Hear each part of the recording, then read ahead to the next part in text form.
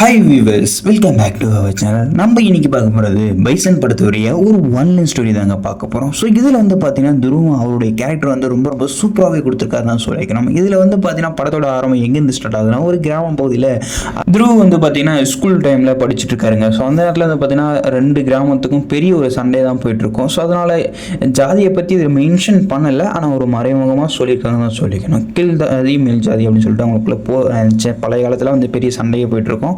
So இப்போ ரீசெண்டாக சில இடங்கள் நடந்துட்டு தான் இருக்குது. ஸோ அந்த மாதிரி தான் எப்பயும் காமிச்சிருக்காங்க. ஆனால் குறிப்பிட்டு இவங்க தான்ன்ற விஷயத்தை காட்டல.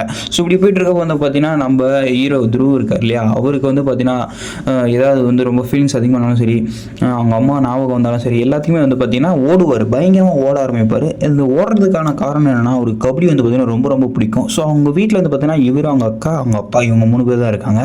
ஸோ இப்படி இருக்கும்போது அவங்க அப்பா பார்த்தீங்கன்னா சின்ன வயசுலேருந்து ரொம்ப ரொம்ப கபடி வெறியன்னு இருந்திருப்பார். ஸோ அவருக்கு பிடிச்ச ஒரு கபடி பிளேயர் பார்த்தீங்கன்னா ரொம்ப எல்லா இடத்துலையும் விளையாடிட்டு இருப்பான். ஒரு இடத்துல அவனுக்கு பிடிக்காத ஒருத்தன் சாவடிச்சு போட்டுருப்பாங்க. அதுவும் முக்கியமாக அவரோட மீசை பார்த்தீங்கன்னா அப்படி வெறப்பாக இருக்கும். அந்த மீசையும் பார்த்தீங்கன்னா ஃபுல்லாக வலிச்சு போட்டுருப்பானுங்க சாவடிச்சு போனதுக்கு.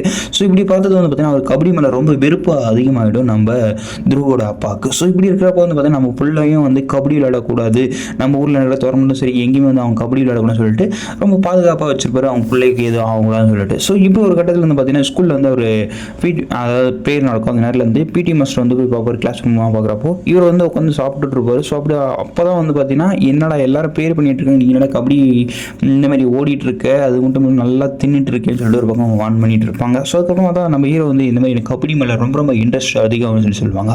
ஸோ நம்ம ஹீரோக்கு அங்கே தாங்க ஆரம்பம் ஆகுது.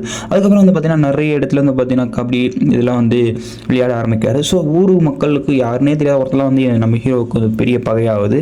ஸோ ரொம்ப சண்டையெல்லாம் போயிட்டு இருக்கு. ஸோ இப்படி ஒரு கட்டத்தில் எல்லாம் முடிஞ்சதுக்கப்புறம் நம்ம ஹீரோ பார்த்தீங்கன்னா தமிழ்நாடு கபடி பிளேயரில் சேர்றதுக்கு அவங்க பிடி மாஸ்டர் தான் கொஞ்சம் ஹெல்ப் பண்ணியிருப்பார்.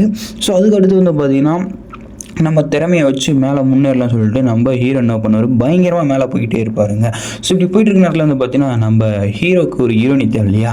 ஸோ வேறு யாரும் இல்லை, நம்ம ஹீரோவுடைய அக்காவோட ஃப்ரெண்டு தாங்க. ஸோ இவங்க பார்த்தீங்கன்னா நம்ம ஹீரோவோட ஒரு 4 வருஷம் அப்படி பெரிய பொண்ணாக தான் இருக்கும். பட் இருந்தாலும் பார்த்தீங்கன்னா 2 பேருக்கும் லவ் போயிட்டு தான் இருக்கும். ஸோ ஒரு கட்டத்தில் பார்த்தீங்கன்னா நம்ம ஹீரோவுடைய மாமனார், அதாவது ஃபியூச்சர் மாமனார் இருக்கார் இல்லையா, நம்ம ஹீரோ சுத்தமாக பிடிக்காது, சின்ன பையனை எப்படி கல்யாணம் பண்ணியிருக்குன்னு சொல்லிட்டு பெரிய சண்டையை போயிட்டுருக்கோம். ஸோ ஒரு கட்டத்தில் நம்ம ஹீரோ பார்த்தீங்கன்னா இன்டர்நேஷனல் கபடி பிளேயரில் போய் கலந்து போய் ஜப்பானில் போய் விளையாடுறதுக்கான அதுக்கான வாய்ப்புகளும் கிடைச்சிருக்கும். ஸோ அங்கே போனதுக்கப்புறம் பார்த்தீங்கன்னா நிறைய தட்டி கழிப்பாங்க. ஸோ நம்ம ஹீரோவை பொறுத்த வரைக்கும் பார்த்தீங்கன்னா எதுவுமே ஈஸியாக கிடைக்காது. ஸோ கடுமையாக போராடி தான் எல்லா விஷயத்தையும் எடுத்துகிட்டு போவார். அந்த பைசன் படம் ரொம்ப ரொம்ப அருமையாக கொண்டு வந்திருக்காங்க கபடி பிளேயருக்காகவே இந்த படம். ஸோ அது மட்டும் இல்லாமல் ஜாதியும் மறைமுகமாக காமிச்சிருக்காங்க. ரொம்ப அருமையாக வந்திருக்கு இந்த படம்.